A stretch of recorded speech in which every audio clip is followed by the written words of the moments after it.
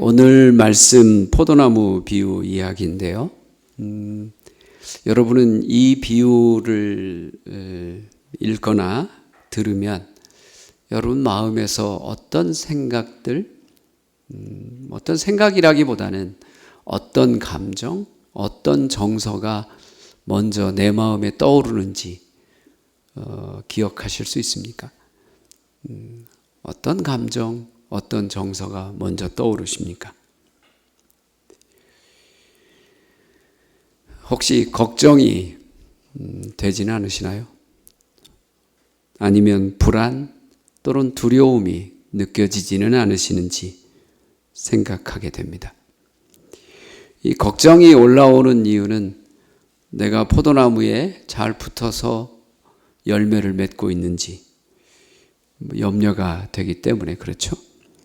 또 불안과 두려움이 올라오는 것을 느끼는 이유는 열매 맺지 못해서 혹시 잘리워서 버림받아서 여기 표현된 것처럼 불태워질까 봐 그런지도 모르겠다는 염려 때문에 그런 감정, 느낌이 올라올 수도 있을 겁니다. 하지만 우리가 이 비유를 말씀하시는 예수님의 입장에서 한번 생각해 보면 좋을 것 같아요. 예수님은 제자들한테 이 비유를 들려주시면서 걱정하고 근심하고 염려하고 불안해하고 두려워하라고 이 비유를 들려주셨겠는가? 네. 그러면 예수님의 마음에는 무엇이 있기에 이것을 들려주셨을까? 이 비유를 관통하고 있는 예수님의 정서와 느낌은 무엇일까? 뭐라고 여러분 느끼십니까? 어떤 감정과 정서 또 어떤 느낌이 예수님의 이 비유를 말씀하실 때 예수님의 마음을 가득 채우고 있었을까?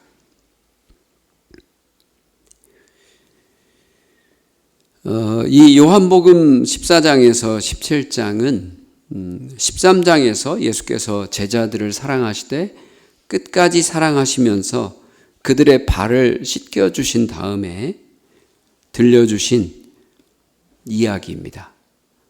그리고 이 이야기 이후에 예수님의 순한 이야기로 직접 이렇게 건너가게 돼요. 그래서 이 이야기를 뭐라고 얘기하냐면 고별담화라고 얘기를 합니다. 예수님의 고별담화. 이 고별담화의 핵심은 예수께서 제자들을 거룩하게 하시고 보호하시고 서로 하나가 되게 하고 마침내 하나님의 영광 속에서 제자들이 자기와도 온전히 하나가 되도록 기도하시고 제자들에게 이르신 그런 말씀입니다.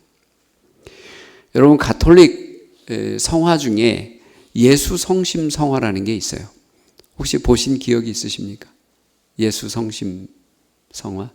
아마 여러분들 스마트폰 켜가지고 다 검색해보면 금방 알 거예요. 예수님이 계시는데 예수님의 심장이 이렇게 그려져 있는 거예요. 그 심장을 예수님이 들고 있기도 하고 그런데 예수님의 그 심장에서 광희가 빛이 나오고 또 그곳에 불꽃이 있는 그런 모습으로 많이 그려집니다. 때로는 예수님은 그 심장을 가리키기도 해요. 저는 요한복음 14장에서 17장에 예수님의 고별담화를 한 장의 그림으로 표현한다면 바로 이 예수 성심 성화가 아닐까 생각하게 돼요. 예수님이 자기의 심장을 밖으로 드러내 보여서 우리에게 보여주시는 것이 바로 이 14장에서 17장까지의 고별담화의 말씀입니다. 그래서 예수님을 따르는 제자들이라면 예수님의 이 고별담화를 여러 차례 읽고 묵상하고 또 그 예수님의 그 심정을 느껴보는 게 필요합니다.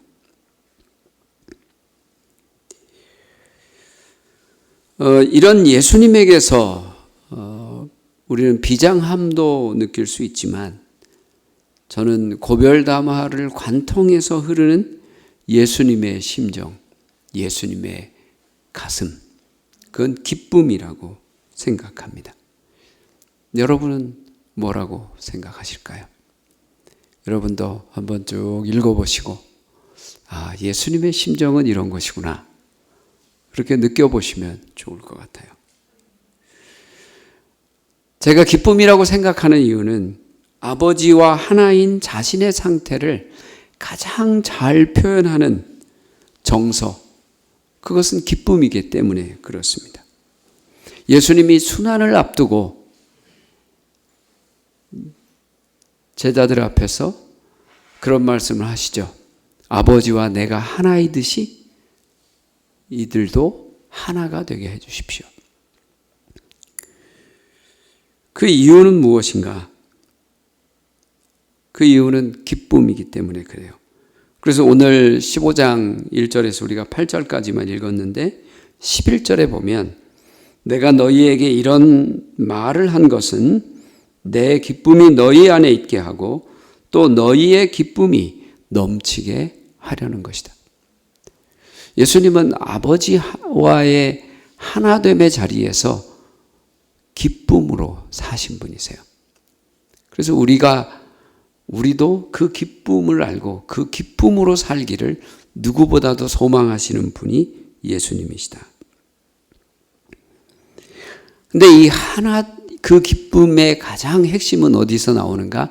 하나됨에서 나오는 겁니다. 그런데 이제 이런 하나됨을 우리가 가끔 느낄 때가 있죠. 여러분 여기 오늘 우리 권하민 여기 또 우리 같이 멤버들이 있잖아요. 그죠?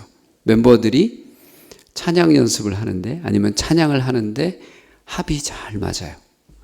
그리고 서로 뭔가 말하지 않아도 눈빛만 봐도 서로 그 찬양이 함께 공명하는 걸 느낄 때 그때 여러분 가슴은 벅차오르고 또 온몸에 전율이 흐르고 그러면서 충만한 기쁨이 느껴질 겁니다.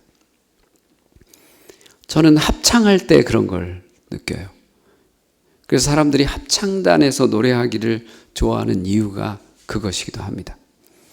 그렇게 합창단에서 그렇게 하나됨의 화음이 일어나고 공명이 일어나고 서로 그렇게 일치되어지는 어떤 것들이 일어날 때 그 의식의 고양, 그러면서 우리 몸의 충만함, 전율 이런 것들이 일어나면서 그것을 정말 표현할 수 있는 말은 기쁨이라고 표현할 수 있죠. 뿐만 아니죠. 또 어떤 일을 함께 할 때 서로 마음이 맞아서 합이 맞아서 일이 아주 일사천리로 척척척 진행돼 가면서 뭔가 함께 함으로써의 어떤 결과들이 그 성취들이 뭔가 이렇게 자연스럽게 드러날 때 이건 정말 우리가 막 너무 애쓰지도 않았는데 일이 그냥 척척척 이루어져 가면서 뭐가 탁 드러날 때 이건 내가 한 게 아니야. 우리 모두가 한 것이고 우리 안에서 하나님께서 하신 일이지. 이런 경험을 할 때 그런 기쁨을 우리가 느낍니다. 가정 안에서도 그럴 때가 있죠. 네. 여러분들이 그런 것들을 떠올려 보시면 여러 경험들을 아마 떠올려 보실 수 있을 겁니다. 그래서 저는 포도나무 비유의 제목을 열매 맺는 삶의 기쁨이라고 얘기를 했어요. 그래서 두려움, 불안, 걱정, 염려 이런 정서로 이 포도나무 비유를 읽을 것은 아니다. 이 안셀린 그린이라고 하는 영성가는 포도나무 비유에 대해서 이렇게 얘기를 했어요. 우리 영혼이 어떻게 변화하고 하나님과의 하나됨을 통해 어떻게 풍성한 열매를 맺는지 보여준다. 그러면서 우리 영적 여정에서 기쁜 측면을 표현한다. 그래서 이 포도나무 비유를 읽으면 여러분 기쁨으로 읽으셔야 됩니다. 그런데 우리 마음은 그렇지가 않아요. 야, 이거 뭐 열매 맺지 못하는 가지는 아버지께서 다 잘라버리고 또 막 손질하고 또 뭐 예수님이 뒤에 가서는 그렇게 말하죠. 쓸모없는 가지처럼 버림을 받아가지고 말라버리고 불에 던져 태워진다. 이것만 보면 그럴 수 있어요. 그러나 예수님이 진정으로 하시는 말씀은 여기에 무게 중심이 있지 않다는 겁니다. 그럼 먼저 왜 예수님은 포도나무를 비유로 삼으셨을까? 네. 이스라엘은 포도나무가 많기 때문이겠죠? 당연히. 그런데 또 하나가 있어요. 포도나무는 포도 열매를 맺죠? 네. 그럼 포도 열매를 먹는 거 우리가 맛있게 먹어요. 그러나 더운 지역에서 이 포도를 오래 두고 먹을 수가 없습니다. 그러면 어떻게 하느냐? 뭘로 만들죠? 포도주로 만들어요. 포도주는 무엇을 상징할까요? 기쁨을 상징해요. 네. 그리고 생명을 상징해요. 그래서 예수님이 혼인잔치집에서 물로 포도주를 만드셨잖아요. 그래서 우리가 참 생명을 얻는 것을 물에서 포도주로 변하는 것으로 상징하죠. 또 예수님은 주의 만찬에서, 마지막 만찬에서 포도주를 자신의 피와 생명이라고 말씀하셨죠. 이 기쁨의 포도나무, 그래서 이 포도나무를 기쁨의 포도나무라고 부르면 좋을 것 같아요. 예수님은 세 가지를 말씀하십니다. 첫째는 나무를 깨끗하게 하시는 거예요. 아버지가 농부신데 자신은 포도나무고 너희는 가지인데 아버지는 가지를 잘 손질해서 깨끗하게 해서 열매를 많이 맺게 하신다. 제가 우리 교회에서 사용하는 성경은 세번역 성경이에요. 여러분들의 성경 개역개정 보시죠. 깨끗하게 아버지께서 깨끗하게 하신다 그랬는데 이 성경은 손질이라고 번역을 하고 있어요. 손질하신다. 근데 이 깨끗하게 한다는 말 뒤에 또 예수님께서 너희는 내가 너희에게 한 그 말로 말미암아 너 이미 깨끗하게 되었다고 하는 그 깨끗하다라고 하는 말과 다 같은 뜻입니다. 같은 뜻의 말이에요. 그래서 깨끗하게 한다는 것, 순수하게 한다는 말이기도 합니다. 그러니까 이 말씀을 새겨보면 농부 하나님께서 아들 그리스도의 말씀을 통해서 가지를 깨끗하게 손질하신다. 네. 아버지의 일은 그 일을 하시는 거예요. 그렇다면 깨끗하게 한다는 것이 무엇일까? 깨끗하게 하려면 더러운 것이 무엇인지 알아야 되겠죠. 네. 여러분이 유리컵을 씻을 때도 이렇게 노화가 돼서 눈이 어두워지면 어른들은 이게 더러워진지 깨끗한지 잘 몰라요. 그래서 이렇게 오물이 묻은 채로 그냥 놓을 수도 있어요. 그러니까 깨끗하게 하려면 이게 오물이 뭔지를 알아야 돼요. 그 더러움이 뭔지를 알아야 한다는 거죠. 그래서 뭔가 더러운 것이 있기 때문에 손질해서 깨끗하게 하는 거죠. 근데 그 더러움이 무엇인가? 네. 우리가 열매 맺지 못하게 하는 더러움이 무엇인가? 그것은 포도나무와 분리되었다고 하는 빗나간 의식과 사고와 습관을 말합니다. 분리의식, 그것이 더러움을 가져와요. 다른 피조물들과 달리 인간만이 이 참된 실제는 분리란 있을 수 없는데 모두 하나로 연결되어 있는데 분리되었다고 믿으면서 착각합니다. 또 다른 피조물들과도 나는 분리된 개체야 라고 하는 그 분리의식의 환상 속에서 살아요. 이것이 오염된 인간의 착각입니다. 생각입니다.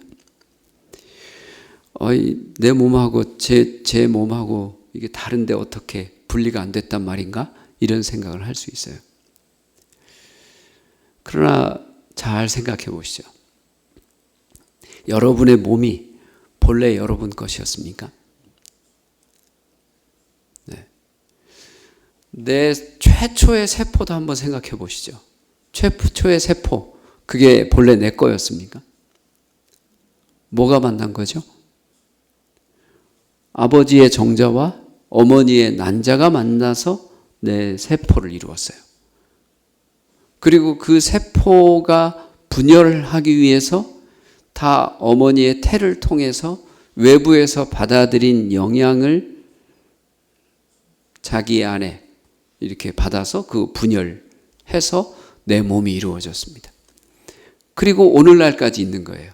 근데 오늘날까지 있는 내 몸을 이렇게 보면 다 내 몸 아닌 것들로 이루어져 있습니다. 그렇죠? 본래 내 몸이라고 하는 것이 있었는가? 없다는 것이죠. 그러면 이 내 몸은 이 만물로부터 분리되어 있습니까? 연결되어 있습니까? 분리되어 있습니까? 내가 눈에 보이는 게 분리되어 있으니까 분리되어 있나요? 다 하나로 연결되어 있습니다. 우리가 숨 쉬는 것만 해도 그렇죠. 여기 우리가 같이 여기 공동체로 모이잖아요. 교회로 모이죠. 이미 우리는 숨을 서로 다 주고받았어요. 그래서 저 사람 안에 있던 비말이 내 몸 안에 이미 들어와 있습니다. 그렇죠. 그래서 우리는 숨을 벌써 다 나누어 가졌어요. 호흡을. 결코 분리란 있을 수 없죠.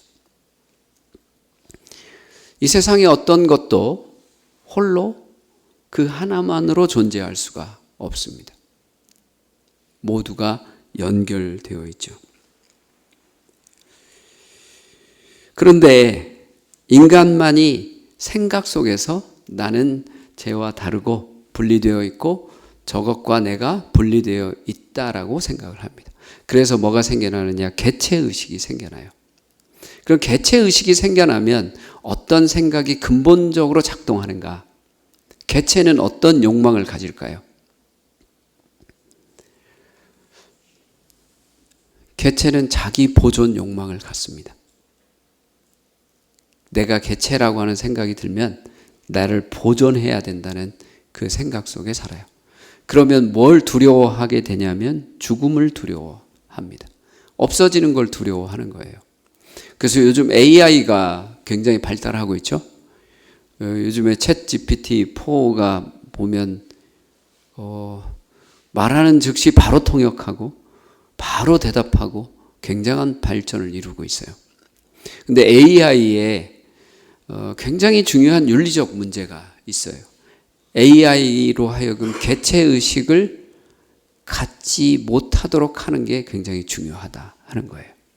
만약에 AI가 나라고 하는 개체의식을 가지면 AI는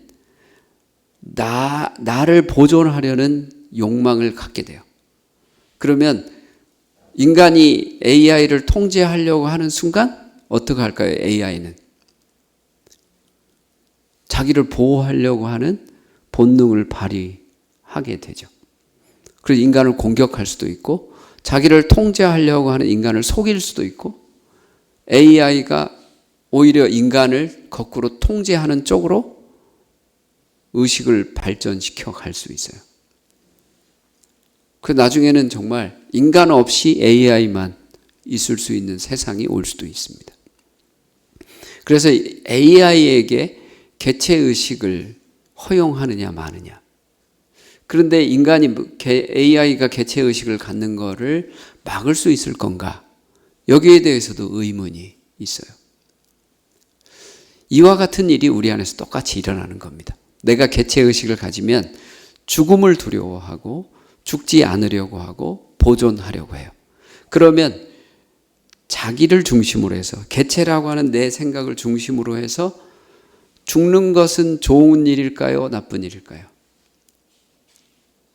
나쁜 일이 되겠죠. 나에게. 계속 사는 거는 어때요?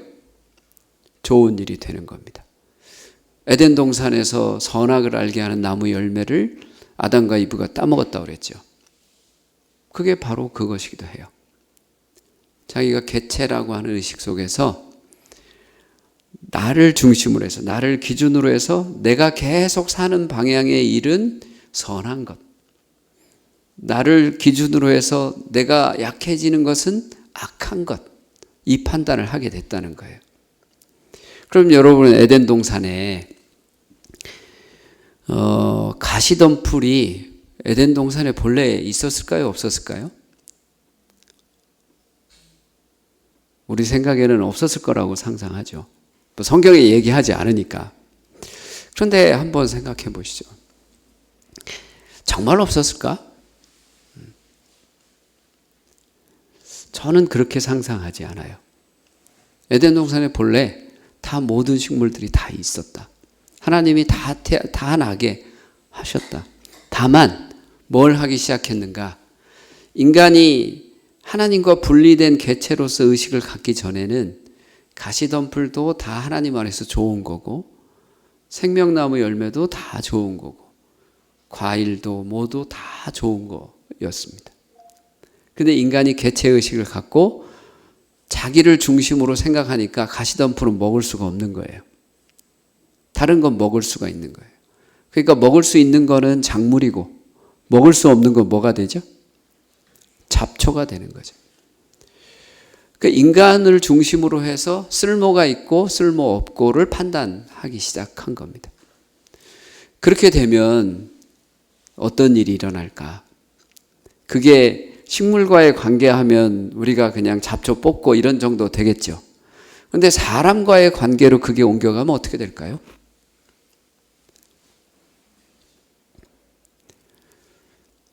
나에게 좋은 게 상대에게 꼭 좋을 수 있을까요? 아니게 되겠죠. 내가 더 그런 게 여러분 쉽게 이해할 수 있는 건 경쟁하는 거죠. 내가 1등하면 1등의 자리를 내가 차지하면 다른 사람은 어떻게 됩니까? 네, 2등, 3등, 꼴등 뭐 이렇게 되겠죠. 나를 기준으로 해서 선하고 악을 판단하기 시작하면 너를 생각하지 못해요. 그리고 너를 대상화합니다. 그래서 내가 살기 위해서 너를 이용하게 돼요. 너를 물질화하는 겁니다. 그래서 우리는 진짜 사랑을 아는가? 여러분 사랑을 아십니까? 진짜 사랑을 할 줄 아는가? 저도 잘 모르는 것 같아요. 왜냐하면 제 아내가 저한테 뭘 좀 잘못하면 화가 나거든요. 왜 화가 나죠?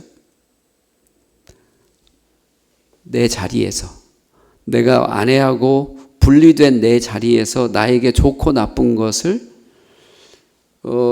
내 기준으로 삼고 아내에게 나에게 좋은 것만 해주기를 끊임없이 아내한테 요구하고 있는 거예요. 그렇기 때문에 아내가 좀 잘못한다고 내 판단에 느껴지면 아내한테 화가 나죠. 그러면 그것이 말하자면 분리된 개체의식에서 나오는 더러움이에요. 그게 악이 됩니다. 근데 부부가 서로 힘이 조금 평등하면 조금 다투다 말아요. 그렇지만 옛날 가부장제 사회에서는 어때요? 남편 말을 다 들어야지 어디서 감히 이런 생각을 하죠. 그러면 여성성은 어떻게 됩니까? 하나님이 만들어주신 여성성은 억압되게 돼 있어요. 만약에 권력이 큰 사람이 그런 의식 속에 꽉 쪄들어 산다 그러면 어떤 일이 일어날까요? 내가 보는 것이 정답이야. 그리고 내가 보는 대로 여러분도 다 봐야 돼 라고 하는데 권력이 크면 권력을 동원해서 사람들을 다 억압하겠죠. 그러면 서로의 보는 위치에서의 즐거움들이 계속 있을 수 있을까요? 각각의 보는 위치에서의 즐거움들이 억압당해요. 그 사람들의 생명력이 억압당합니다. 그러면 어떻게 되는가? 거기서 악이 나오죠. 우리가 개체로서 분리되어 있지 않지만, 그러나 우리가 각기 다른 몸을 가지고 있는 것은 이 다른 몸을 통해서 하나님께서 우리 안에 생명을 주시고, 우리 다른 몸을 통해서 하나님은 우리 안에서 우리와 함께 기뻐하기를 원하세요. 그래서 우리가 서로 모일 때 예를 들어서 이걸 들어볼게요. 이 십자가를 한번 봅시다. 그러면 제가 이렇게 놨어요. 그러면 여러분들의 위치에서 보는 모습이 각각 어때요? 다르죠. 그런데 저 권하민이 여기서 권력이 제일 세요. 그래가지고 권하민이 여기서 보는 그 모습이 어떻게 보여요 지금? 약간 기울어졌어요. 네. 그러면 십자가는 약간 기울어졌어. 여러분들이 다 그렇게 권하민의 권력에 따라서 그렇게 봐야 돼 라고 여러분들이 강요받는다면 여러분 어때요? 어떨 것 같으세요? 여기 있겠습니까? 에이, 니 똥 굽다 그러면서 네, 그러겠죠. 그러면 우리가 공동체를 이루어서 기쁘게 함께 살아가는 길은 뭐냐면, 하민이 네가 보는 것은 이렇구나. 그 다음에 아까 김태현 자매 기도했는데 좀 다르죠? 네. 다르구나. 아이고 저기 하품하고 계시는데 괜찮아요. 네. 하품 즐겁죠.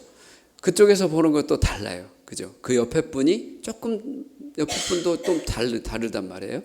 그래서 우리가 보는 게 이렇게 각기 다 달라. 그래서 그 다른 거를 다 표현할 수 있어요. 그리고 그 다른 것이 다 드러나서 야, 우리가 이렇게 보는 게 정말 이렇게 다르구나. 그래. 그렇게 보는 게 달라서 얼마나 좋아? 그리고 우리가 그렇게 다른 거를 표현하는 건 우리 위치가 있고 우리 위치에서 경험하는 것이 이렇게 다르다니 정말 좋다. 이렇게 하게 된다면 어때요? 서로의 생명력이 풍요로워지겠죠. 그러면서 서로 공동체를 이루는 큰 기쁨을 느끼게 될 겁니다.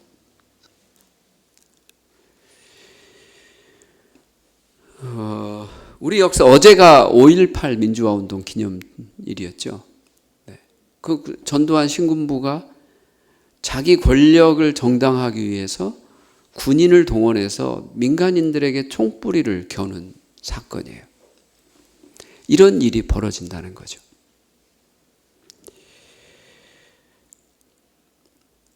예수님은 말씀으로 제자들을 깨끗하게 하십니다. 예수님께서 제자들에게 하신 말씀을 대략적으로 요약하면 이래요. 너희는 하나님께로부터 온전히 받아들여졌다. 아버지와 내가 하나인 것처럼 나와 아버지와 하나 되어 깨끗하고 순수하게 되었다. 라고 제자들에게 말씀하십니다. 모든 더러움은 분리해서 나오는데 예수님은 제자들에게서 더러운 모든 것을 없애십니다. 그 더러움을 없애는 길은 하나님과 우리가 하나라고 하는 것. 그 하나됨이 그런데 우리의 착각 속에만 있기 때문에 예수님은 본래 하나됨을 깨달으라고, 그것에서 깨어나라고 제자들에게 말씀해 주시는 거예요. 그래서 예수님은 제자들에게서 더러운 모든 것을 없애버리십니다. 하나님은 이렇게 예수님의 말씀을 통해서 제자들을 깨끗하게 하시는 거죠. 그러므로 예수님의 말씀에 의하면 우리는 모두 이미 깨끗합니다. 내가 이미 깨끗하게 되었다는 걸 여러분 믿을 수 있습니까? 진짜로요? 아멘 했는데 습관적으로 한 거 아니에요? 진짜 깨끗해요? 진짜로요? 네. 하나님 편에서는 이 깨끗함이 한 번도 손상된 적이 없다.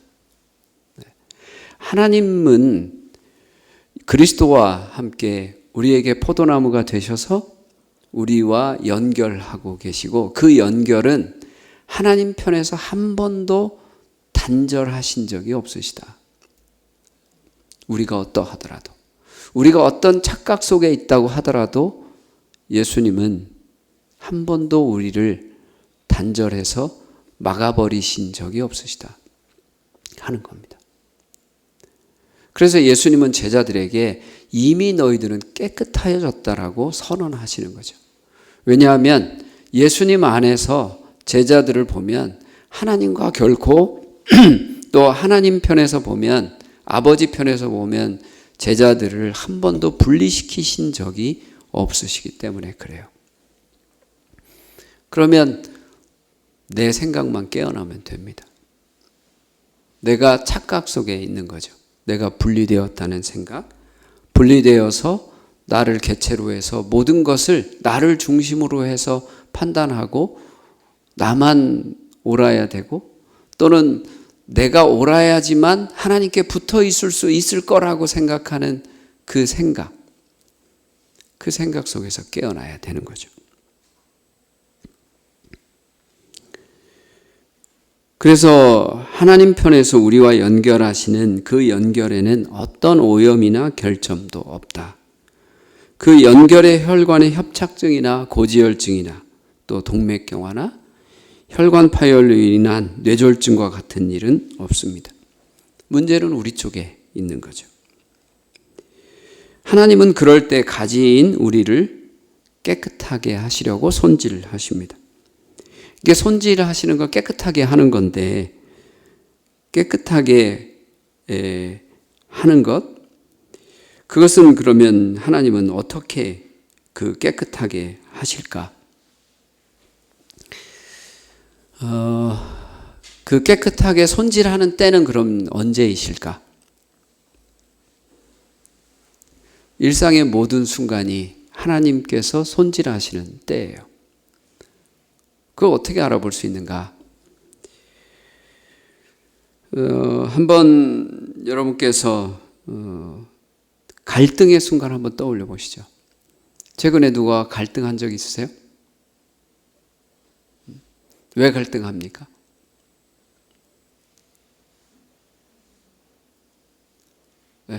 왜 갈등하세요?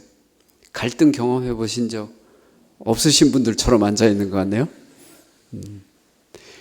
갈등하는 거는요, 어떤 때 갈등하냐? 오른편 대 오른편이 싸울 때 갈등해요. 그죠? 내가 정말 잘못했던가를 진짜 알고, 진짜 잘못했던 것을 자기 가슴속에 알면 어떻게 돼요? 사람은 사과하게 돼 있죠. 그러면 갈등이 해소가 돼요. 그런데 내가 잘못한지도 알겠어. 그런데 저 인간이 나를 다 송두리째 부인하려고 해. 그러면 내가 잘못했지만 그래도 나도 옳은 면이 있는데 저 인간이 나를 다 송두리째 부인하네? 이렇게 느껴지면 갈등이 생기죠. 그래서 오른편 대 오른편의 싸움이 갈등이에요. 나도 잘했고 너도 잘했고 이런 거죠.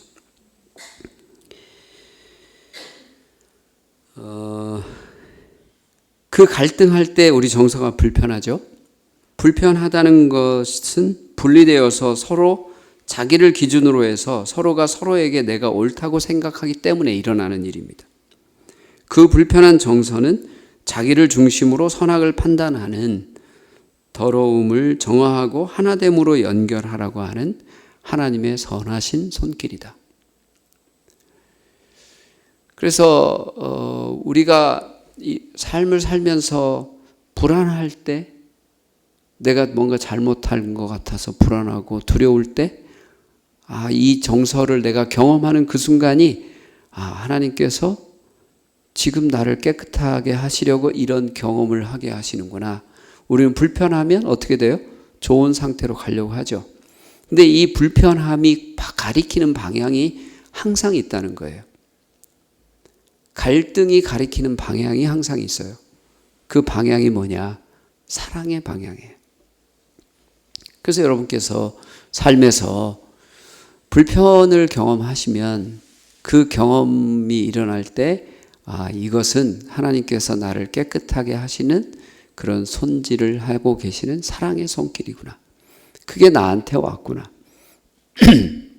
그래서 그것을 알아차리고 그 사랑의 방향을 향해서 어떻게 내 자신을 열까? 나를 그 하나님의 손질하는 손길에 맡겨드릴까? 이런 생각을 해볼 수 있어야 돼요. 사실은 우리 삶은 그래서 하나님이 깨끗하게 하시는 그 사랑의 손길로 가득합니다. 부부간의 갈등도 그래요. 친구 사이의 갈등도 그렇습니다.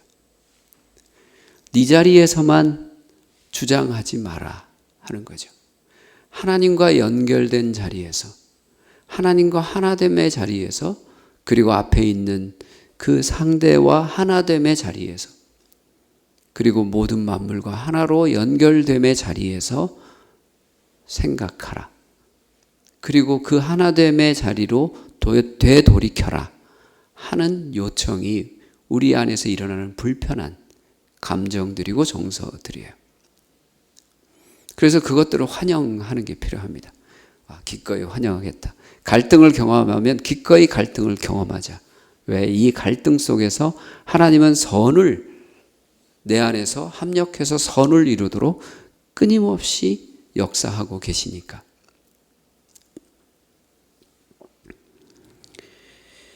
이런 하나님의 사랑의 손길은 오늘 본문 4절에 예수님 말씀으로 연결됩니다. 내 안에 머물러 있어라.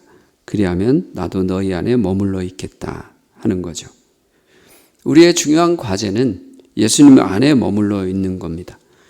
예수께 머물러 있다고 하는 것은 우리가 예수님의 정신과 사랑에 온통 사로잡혀 있는 상태를 말합니다.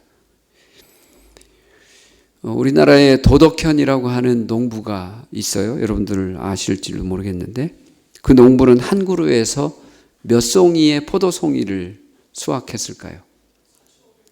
네, 확실하게 알고 계시네요.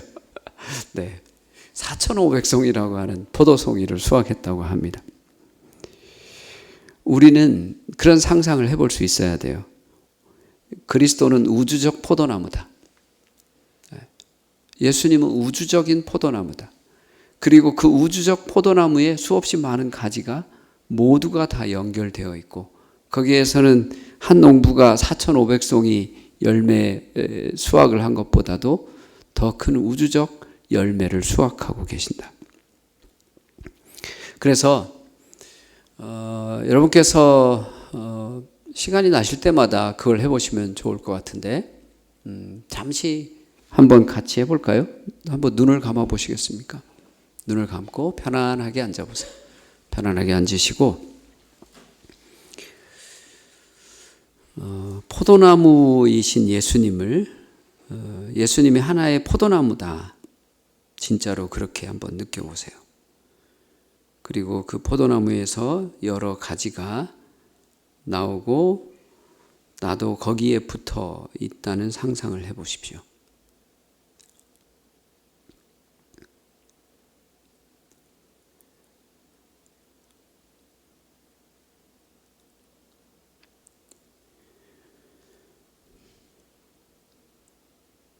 포도나무이신 그리스도, 그리고 그 나무에 붙어 있는 자기 자신을 느낍니다. 나무가 되신 그리스도께서는 뿌리로부터 나무 줄기를 통해 가지인 나에게 수액과 진액이 흘러넘치도록 계속해서 보내주고 계십니다. 그래서 예수 그리스도의 하나됨의 기쁨, 아버지와 하나인 사랑, 나를 향한 신뢰, 그리고 깊은 이해와 또 진리가 포도나무 수관을 통해, 채관을 통해 가지인 나에게 흘러드는 걸 상상해 보십시오. 그래서 가지인 내 몸이 예수께서 보내주시는 기쁨과 사랑과 생명, 진리와 충만함의 그 풍요로움으로 가득 차게 되는 걸 상상해 보세요. 그래서 자신의 몸이, 자신의 마음이, 자신의 모든 것이 기쁨으로, 생명의 기쁨으로 진동하면서 충만합니다.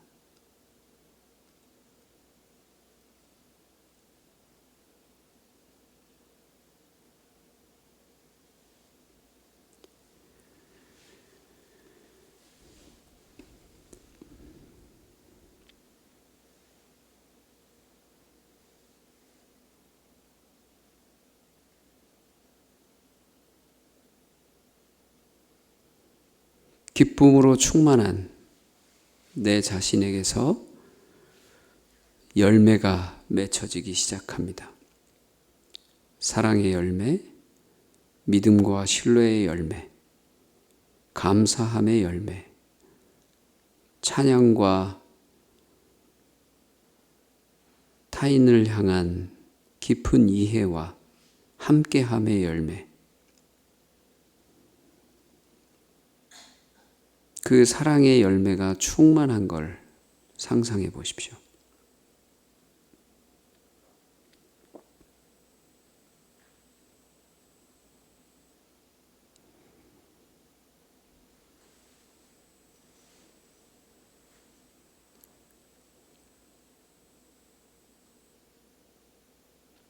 그리스도는 어떤 경우에도 사랑을 보내주시는 것을 포기하지 않으십니다. 생명의 진액을 흘러 보내시는 것을 포기하지 않으십니다.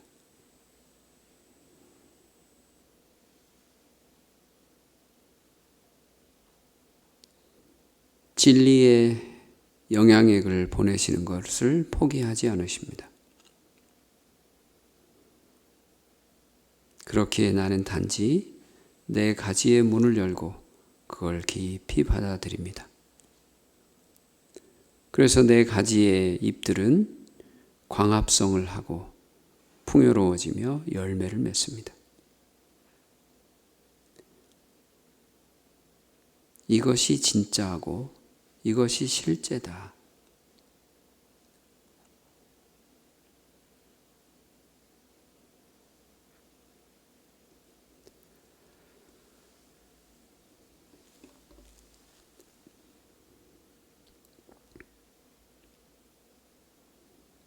네, 서서히 눈을 뜨시기 바랍니다.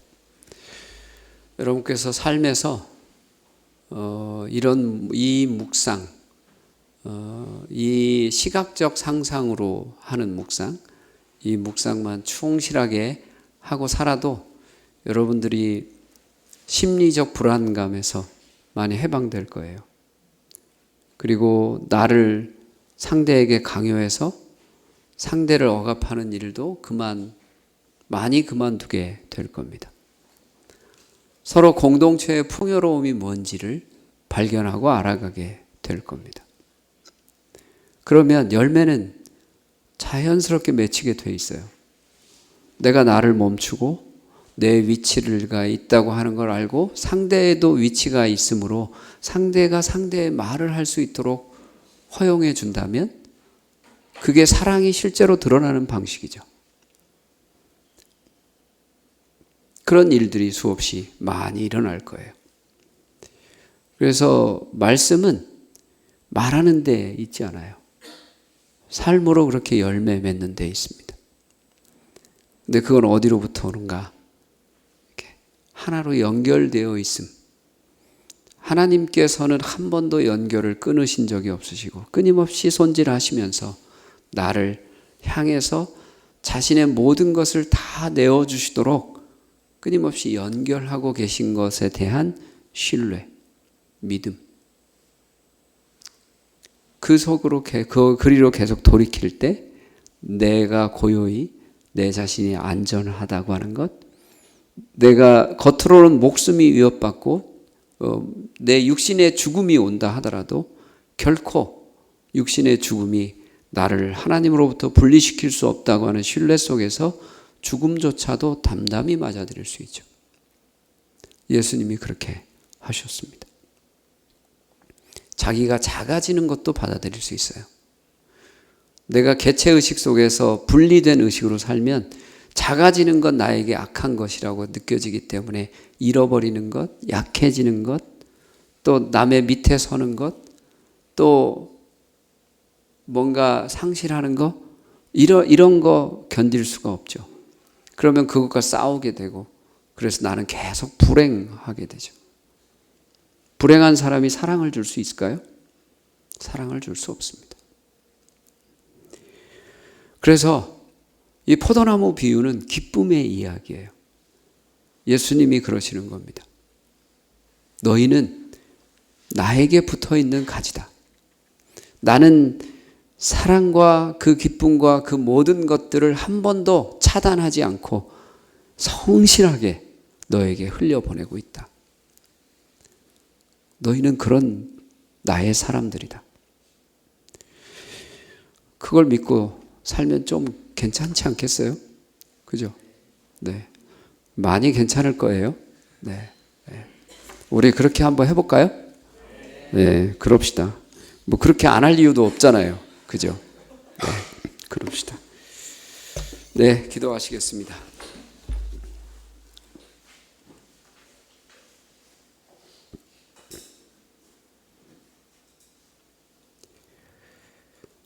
얼마나 큰 영광이고 감사인지요.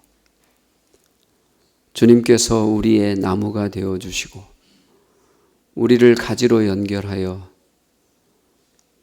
우리가 보는 나무가 그러하듯이 그 모세관 그 끝까지 그 여리디 연한 그 연한 순 끝까지 수액과 진액을 흘려보내는 그런 나무처럼 우리에게 당신의 생명과 진리와 또 사랑과 기쁨을 흘려보내신다니요. 이 얼마나 놀라운 은총인가요? 그 은총 안에 우리가 있습니다. 그 은총에 우리를 엽니다. 주님, 우리가 때로 우리 상상 속에서 우리 생각 속에서 차단할지라도 그걸 깨워주시고 당신을 향해 되돌이키게 하옵소서. 그리하여 충만한 열매를 맺는 삶의 기쁨을 누리며 살게 하옵소서. 우리는 그런 사랑의 존재들입니다. 그런 존재들인 우리 자신을 기뻐하며 당신께 영광을 드립니다. 예수 그리스도의 이름으로 기도합니다.